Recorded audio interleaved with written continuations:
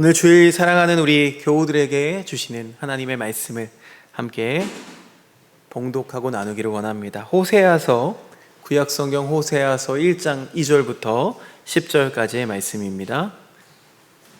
호세아 1장 2절부터 10절까지의 말씀, 저와 여러분들이 한 절씩 교독하고 마지막 10절은 함께 합독하시겠습니다. 여호와께서 처음 호세아에게 말씀하실 때 여호와께서 호세아에게 이르시되 너는 가서 음란한 여자를 맞이하여 음란한 자식들을 낳으라. 이 나라가 여호와를 떠나 크게 음란함이니라 하시니,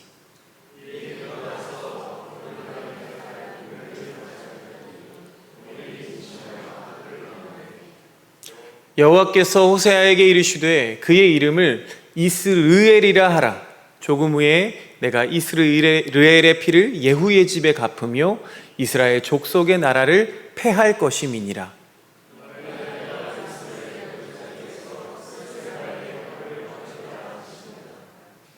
고멜이 또 임신하여 딸을 낳으매 여호와께서 호세아에게 이르시되 그의 이름을 로루하마라 하라. 내가 다시는 이스라엘 족속을 긍휼히 여겨서 용서하지 않을 것임이니라.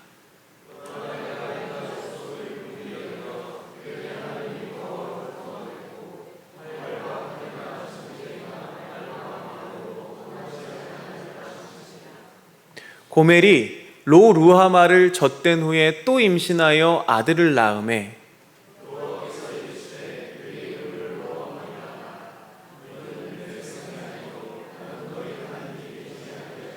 (10절) 함께 읽겠습니다. 그러나 이스라엘 자손의 수가 바닷가에 모래같이 되어서 헤아릴 수도 없고 셀 수도 없을 것이며 전에 그들에게 이르기를 너희는 내 백성이 아니라 한 그곳에서 그들에게 이르기를 너희는 살아계신 하나님의 아들들이라 할 것이라. 아멘. 장맛비가 그치면서 서서히 무더위가 찾아오는 여름의 문턱을 실감하고 있는 요즘입니다. 태울 듯이 쏟아지는 이 태양을 버티면서 심어놓은 작물들이 알차게 그 내실을 키우고 있음을 우리가 잘 알기에 이 여름은 소망의 계절이라고 불러도 좋을 것 같습니다. 교회력으로는 벌써 성령 강림 후 8번째 주일을 맞이합니다. 거룩하신 성령께서 우리를 그 태양빛처럼 비춰주고 계시니 우리의 마음과 생각 또 삶의 모습도 예수님을 닮아서 익어가야 하는데 잘하는지도 모르게 흘러버린 시간이 못내 아쉽기만 합니다. 그러나 이 계절의 힘이 자랄 것들을 넉넉히 키워내듯이 성령께서 우리의 걸음을 듬직한 그리스도의 사람으로 키워내 주실 줄 믿습니다. 자, 오늘 말씀은 호세아 선지자에게 주신 하나님의 말씀입니다. 호세아 선지자는 불신으로 떨어져 있는 당시 이스라엘의 모습을 고스란히 보여주고 있는, 그의 삶이 그 이스라엘의 모습을 고스란히 보여주고 있는 시청각 교재이기도 합니다.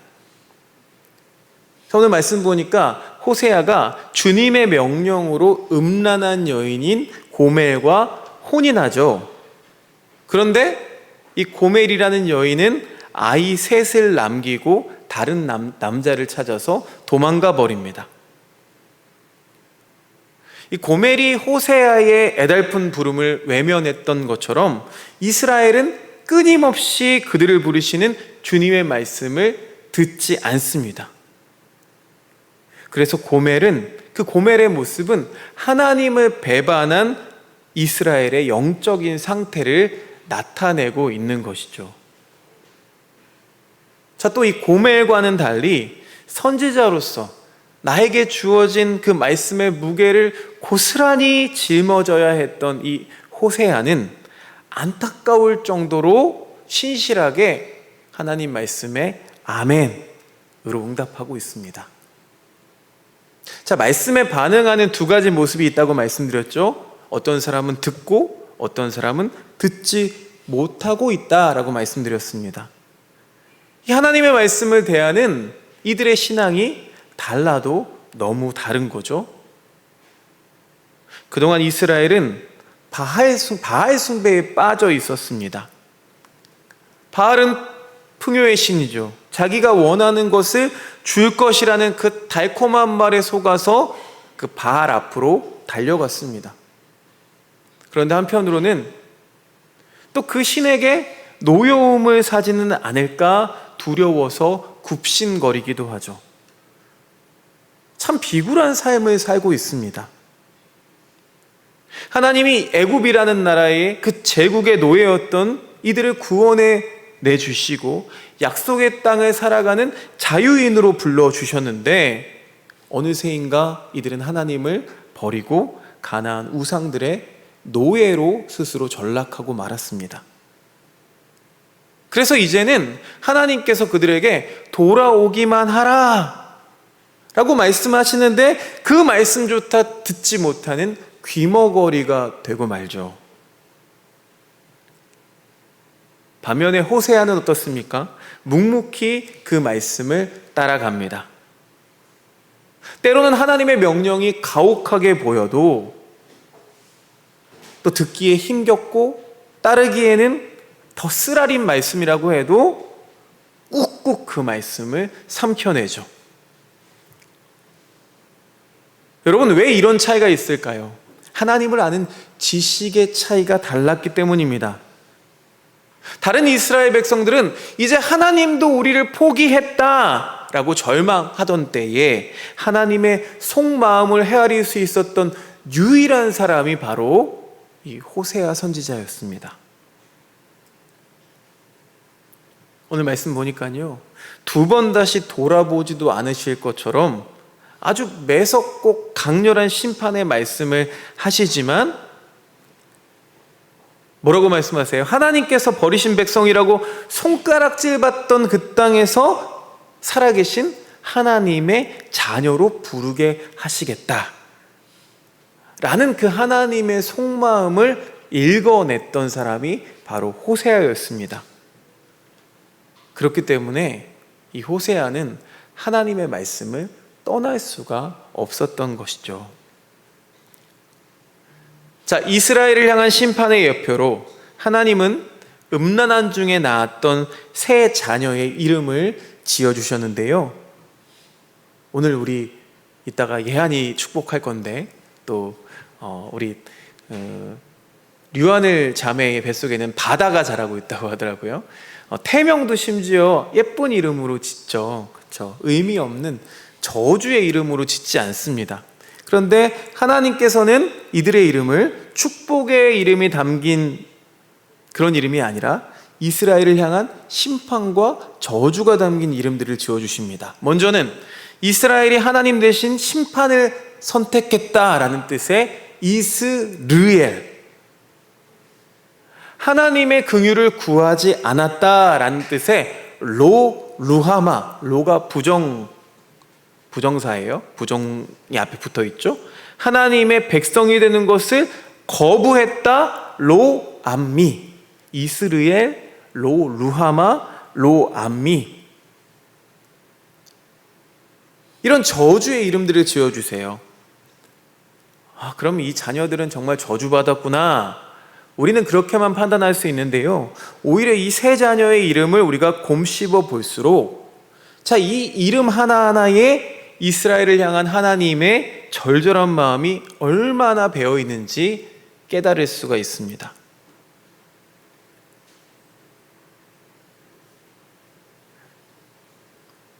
에녹이 왜 300년간 하나님과 동행할 수 있었나요? 그 자녀에게 주신 이름 때문이죠.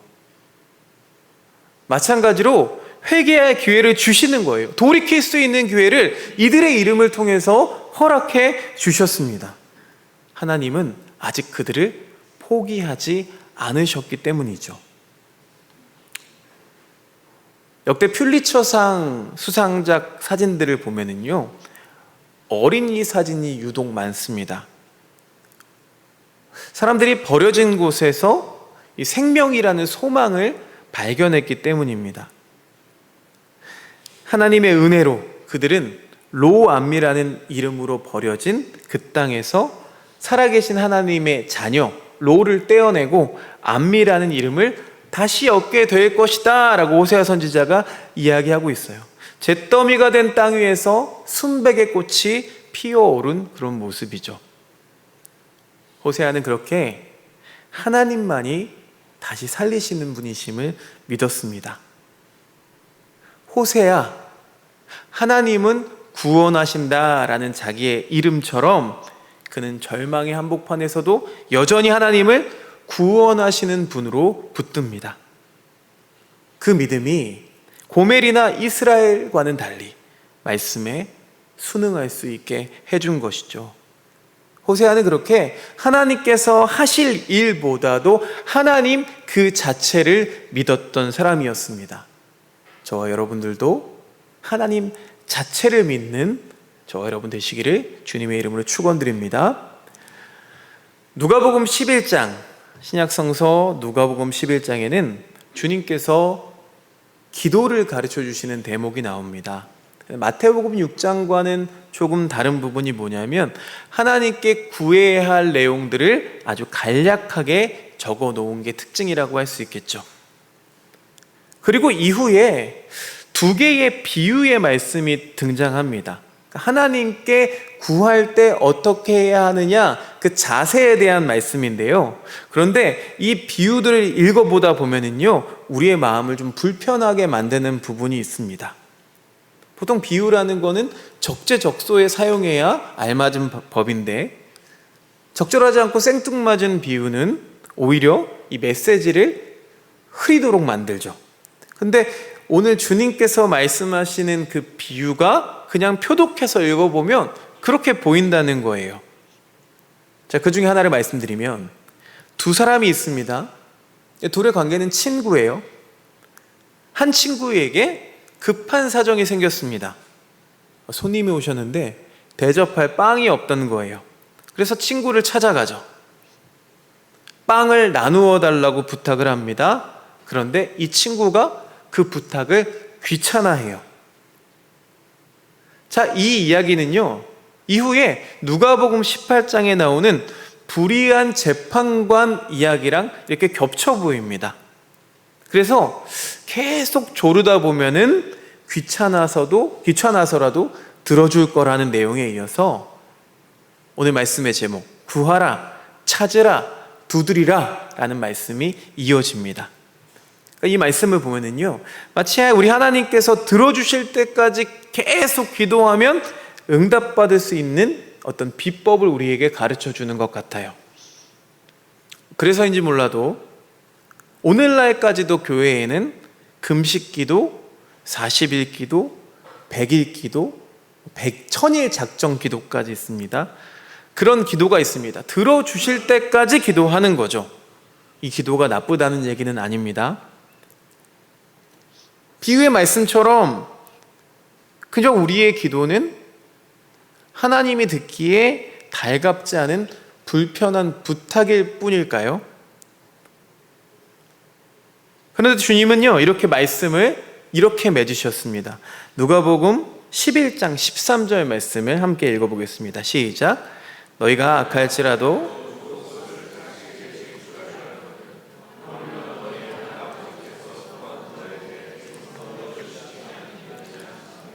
아멘. 우리는 악한데요, 하나님은 선하십니다. 하물며 악한 우리도 자녀에게는 좋은 것만 주기를 원하죠. 그러니 선하신 하나님은 어떤 분이시겠느냐라는 물음입니다. 그렇습니다. 하나님은 당신의 자녀들에게 모든 좋은 것을 주시기를 원하시는 분이세요. 그런 아빠, 아버지이십니다. 그래서 예수님은 늘 기도하시는 분이셨지만 하나님 아버지께 때를 쓰듯 매달리지 않으셨어요. 그분의 기도는 늘 사랑과 신뢰와 확신에 가득 차 있었습니다. 하나님이 아버지시기 때문에 언제나 좋은 것을 주시는 분이라는 그 믿음이 결국 그러니 내 뜻대로 마옵시고 라는 고백과 함께 이 겟세마나의 기도를 멈추게 했던 겁니다. 그리고 그 멈춤이 우리를 죽음에서 살려냈습니다. 여러분, 우리에게 하나님은 어떤 분이실까요? 오늘 우리 자신은 하나님을 어떻게 생각하고 믿고 계십니까? 열심히 기도하는 이유가 여전히 포기하지 않고 구하다 보면은 지쳐서라도 언젠가는 들어주실 것이라는 그런 헛된 바람뿐만은 아니었을까요? 또 그렇게 기도하지 않던 이유는 무엇입니까? 혹시 하나님께서 귀찮아하신다거나 내게 좋은 것 주시기를 아까워하는 분이라고 생각하지는 않으셨습니까? 주님은 우리의 기도 안에 반드시 필요한 두 가지 전제를 가르쳐 주십니다. 주님이 가르쳐 주신 기도 그 안에 그 핵심이 담겨 있죠. 누가복음 11장 2절 말씀 같이 읽어보겠습니다. 누가복음 11장 2절 말씀 시작. 너희는 기도할 때에 이렇게 말하여라. 아버지, 그 이름을 거룩하게 하여 주시고 그 나라를 오게 하여 주십시오. 자, 첫 번째 기도의 본질은 누구를 향해서 기도하고 있는지가 모든 것을 결정한다는 거예요. 우리는 모두 주님의 이름으로 하나님 앞에 기도하죠. 하지만 그보다 더 중요한 게 있다는 거예요. 기도를 받으실 하나님이 기도하는 나에게 누구이신지, 또 나는 그분께 어떤 존재인지에 대한 분명한 인식이 먼저 필요하다는 거죠. 자, 그래서 주님이 가르쳐 주신 기도의 첫 문장을 보면은요, 그 위대함이 고스란히 담겨 있습니다. 아버지, 그 이름을 거룩하게 하여 주시고, 그러니까 이 기도를 따라 하면은요, 비로소 우리는 모두 하나님의 자녀가 되는 겁니다. 먼저 관계가 형성되는 거죠. 주님을 아버지라고 부르면서 기도하라고 배웠으니까 이제 우리는 기도의 응답 이전에 먼저 예수님처럼 하나님 아버지를 아버지로 신뢰하고 있는지에 대해서 답할 수 있어야만 합니다. 주님께서 이런 비유들, 친구의 비유, 또 18장에 나오는 불의한 재판관의 비유, 이런 말씀을 해주시는 이유는 분명하죠. 아무리 친한 친구라고 하더라도 귀찮아할 때가 있고, 또 재판관이라고 하더라도 의롭지 않은 게 바로 세상이라는 거예요. 그러나 하나님은 그와는 다르시다는 겁니다.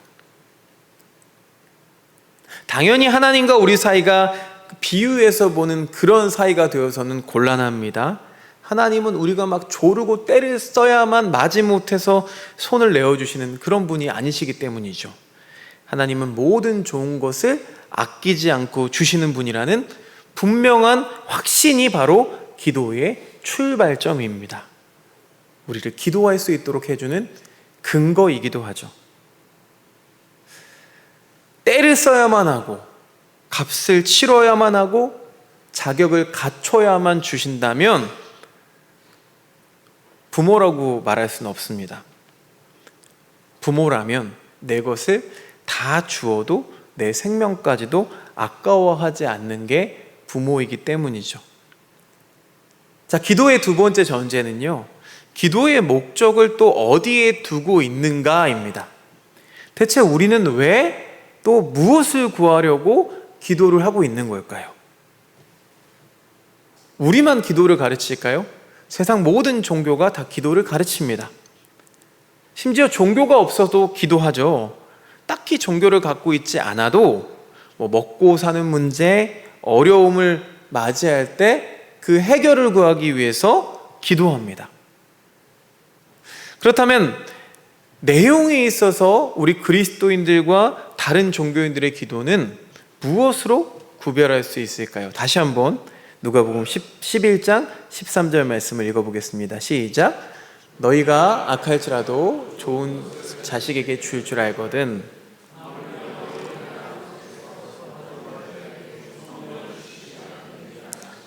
아멘. 뒷부분에 정답이 있습니다. 이 말씀을 통해서 결국 주님께서 기도를 통해서 우리에게 끝까지 구하고 찾고 두드리며 아버지께 구해야 할 한 가지, 그 한 가지가 뭐라고요? 성령에 있음을 우리가 알게 된다는 겁니다. 그러면 여러분, 한번 생각해 보세요. 과연 하나님께서 우리에게 성령을 주시는 것, 그것에만 만족하실 수 있으십니까? 가슴에 손을 얹고 생각하셔야 돼요. 정말로 돈 문제, 건강 문제, 기타 당면한 문제 해결 대신에 성령만 허락하신다면 여러분 기꺼이 감사할 수 있으시겠습니까? 대답은 속으로 하셨으리라 믿습니다. 대체 예수님은 무엇 때문에 성령을 구하라고 하시는 걸까요? 성령님은 예수를 주로 시인하는 사람들에게 찾아오십니다. 또 그분은 딱딱하고 굳은 마음을 부드럽게 만들어 주십니다. 마음에 말씀의 씨앗이 잘 심어지고 은혜의 양분을 먹으면서 자라날 수 있도록 해주시는 분이 성령님이십니다. 뿐만 아니죠. 오늘이라는 현실의 그 권력 너머로 하나님께서 가져다 주시는 것들을 보게 하십니다. 약속의 말씀을 들을 수 있는 귀를 열어주십니다. 그렇게 하셔서 지금 여기에 계시는 주님을 보게 하시고 초막이나 궁궐이나 예수님이 주인이 되시는 하나님 나라를 살 수 있게 해주십니다. 그런데 우리가 수없이 많은 말씀을 들어도 메마르기만 한 이유는 이 성령에 의해서라기보다는 눈과 듣는 귀가 열리지 않은 탓이죠. 그런데 또 어느 순간에는요, 단 한마디 말씀에도, 예상하지 못한 곳에서 단 한마디 말씀에도 억눌렸던 삶이 용납되는 그런 구원을 경험하게 됩니다.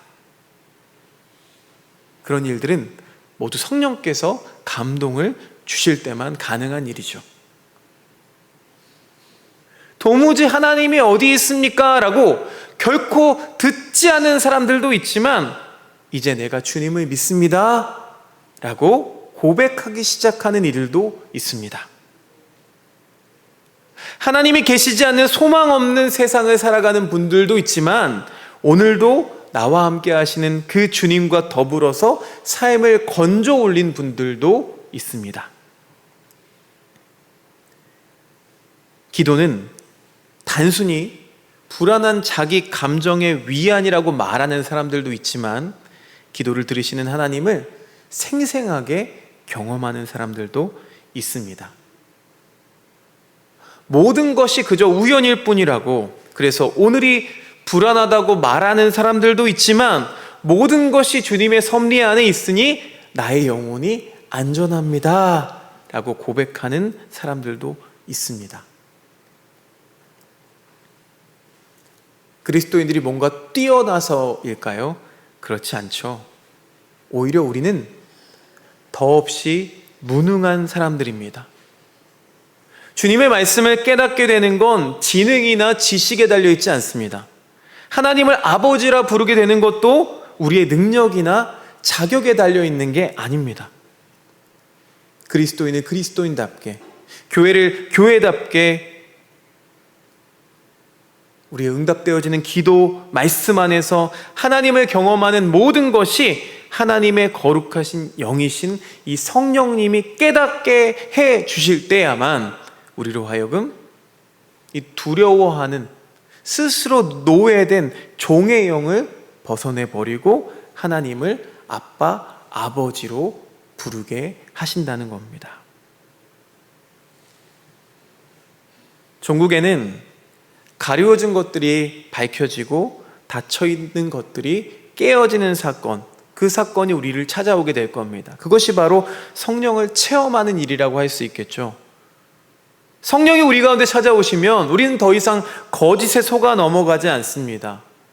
썩어 없어지는 것을 향하던 걸음을 멈추게 됩니다. 바알을 향하던, 풍요를 향하던, 내게 필요한 것들을 향하던 그 걸음을 멈추게 된다고요. 또한 시대의 정신과 하나님의 뜻을 분별하며 살아갈 수 있게 되니까 우리의 정신과 이성을 거룩하고 새롭게 변화시켜 주십니다.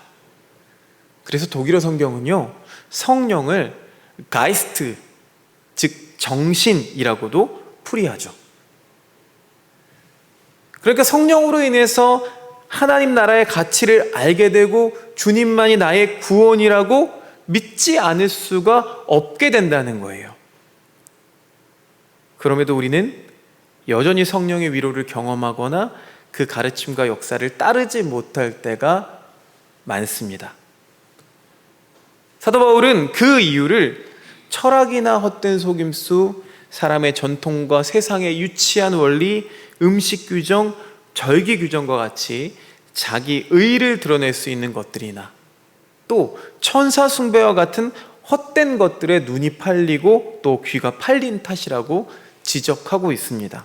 골로새서 2장 8절 말씀 우리 같이 읽어보겠습니다. 시작. 누가 철학이나 헛된 속임수로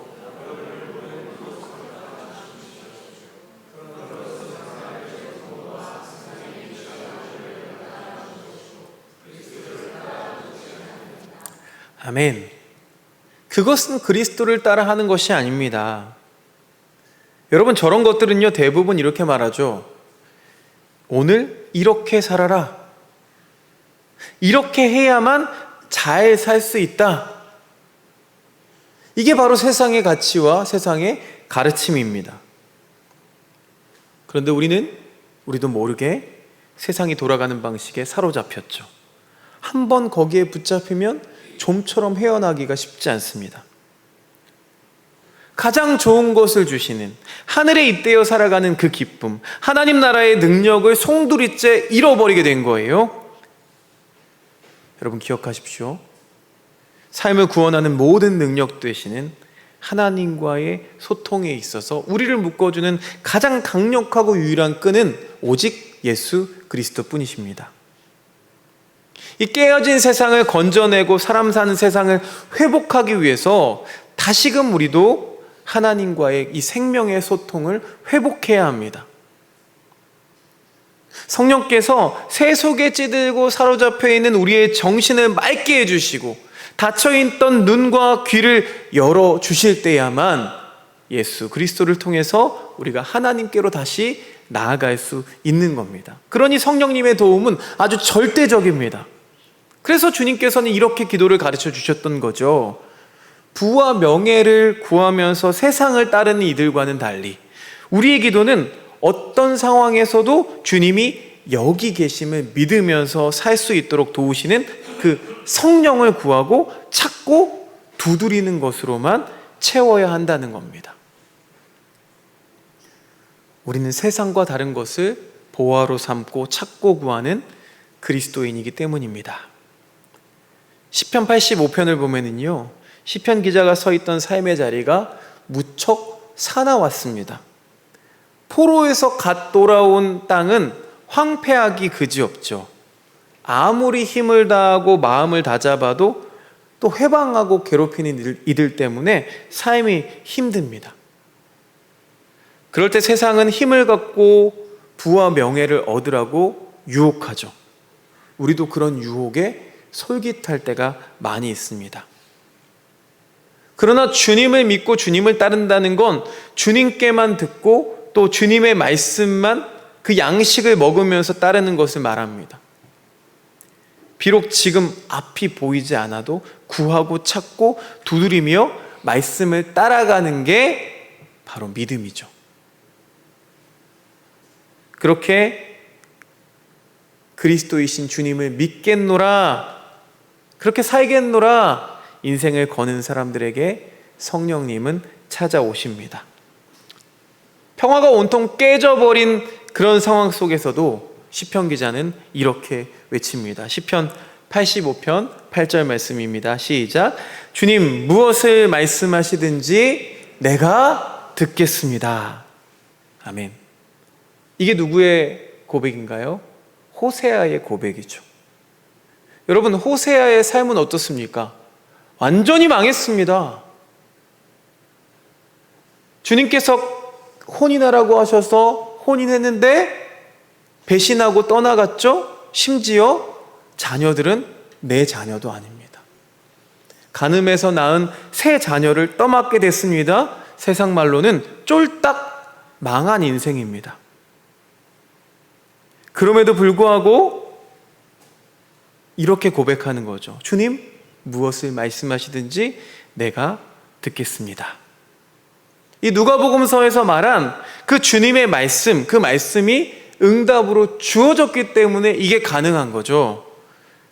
자, 누가복음 11장 9절 말씀 함께 읽어보겠습니다. 시작. 구하여라, 그리하면 너희에게 주실 것이다.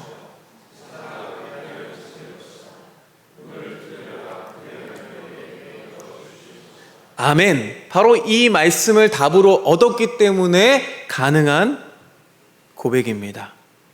무엇을 말씀하시든 주님께 듣는 이들에게 구하고 찾고 두드릴 때마다 모든 좋은 것을 아낌없이 은혜로 베풀어 주시는 그 하나님의 응답을 삶에 채우면서 살아갈 수 있게 됩니다.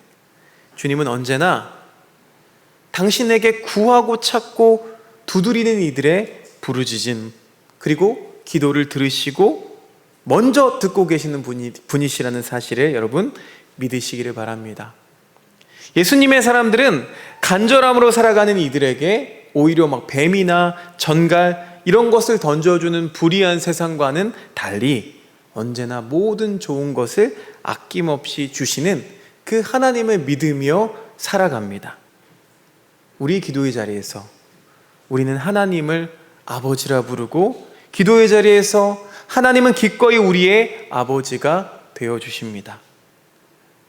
그토록 사나운 시간 속에서도 기도의 자리를 지킬 수 있는 힘이 바로 여기에 있습니다. 뜨거운 햇볕 아래 오곡백과가 무르익어가듯이 주님의 마음을 관통하는 우리의 기도가 익어가는 성령 충만한 믿음의 걸음이 되기를 축복합니다. 그래서 마침내 온누리의 우리 기도를 통해 주님의 나라가 무르익어가는 것을 볼 수 있게 되기를 간절히 빕니다. 하나님 감사합니다. 오늘도 아빠 아버지 되시는 주님 앞에 나아갑니다. 세상에 속한 모든 것들을 버리고 세상이 말하는 헛된 철학들을 버리고 주님 앞에 나아갑니다. 호세아처럼 시편 기자처럼 주님 말씀하소서 내가 듣겠나이다 라고 고백할 수 있도록 성령님 우리 안에 역사하여 주시옵소서. 충만하게 일하여 주시옵소서. 지금 눈에 보이지 않지만 머지않아 열매 맺는 가을을 향해서 나아갈 것을 믿습니다. 하나님, 구하고 찾고 두드리는 우리의 신앙이 될 수 있도록 주님 인도하여 주시옵소서. 예수 그리스도의 이름으로 기도드리옵나이다. 아멘.